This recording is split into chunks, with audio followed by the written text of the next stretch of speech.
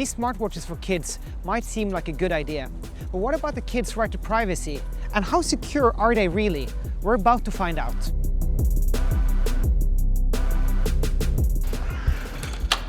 Good to see you, sir. Good to see you. Yeah.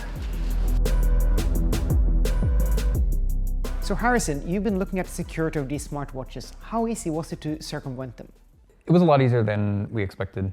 They were missing a lot of standard best practices that you would expect to see on these types of devices. And as a result, we had a lot of security findings.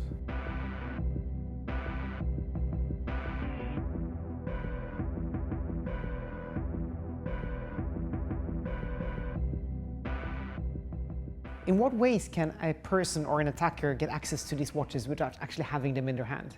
Right, so an attacker would need a unique identifier for the watch, or an IMEI, and you use that as part of the registration process.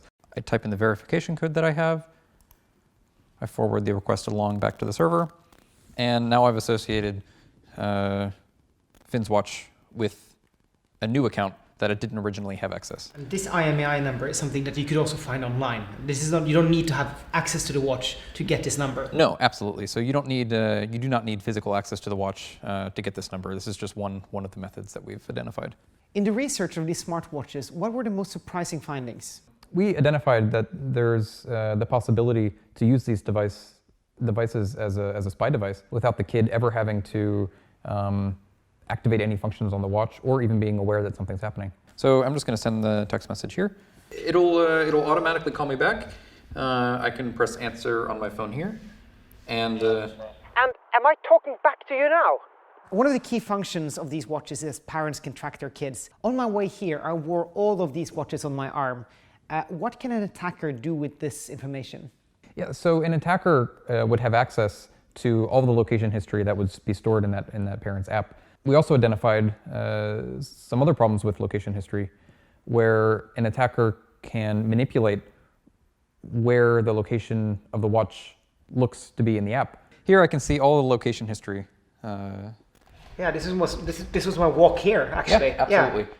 And I can see the exact time that you were at this location. Wow. Right, so with the attack that we've done here, we've changed the location data that was sent from the watch between the watch and Gator server. So we make it look as if the watch is in London, while in reality it's sitting here with us. So these smartwatches have an emergency SOS button. Did you find any issues with it?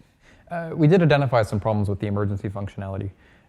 So normally a child could press the emergency button and it would initiate a phone call back to the parents.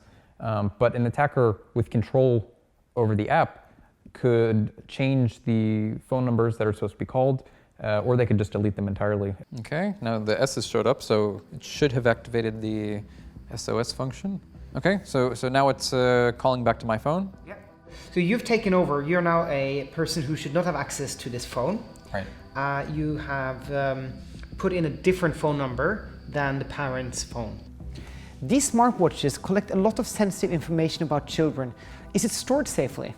Not as safely as you might think. On some of the watches, the communication was not encrypted, so anybody sitting on the network could see that information passing back and forth. Some of the servers don't protect the information the way it should be.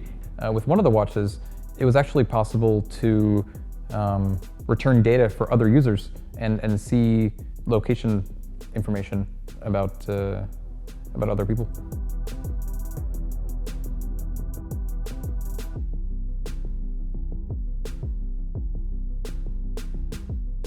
As we have just seen, these watches are clearly not safe for children. And also, they violated children's right to privacy. Until these issues have been resolved, they should be removed from the shelves, and in the long term we need better rules to protect children and grown-ups alike from unsafe and privacy-violating products.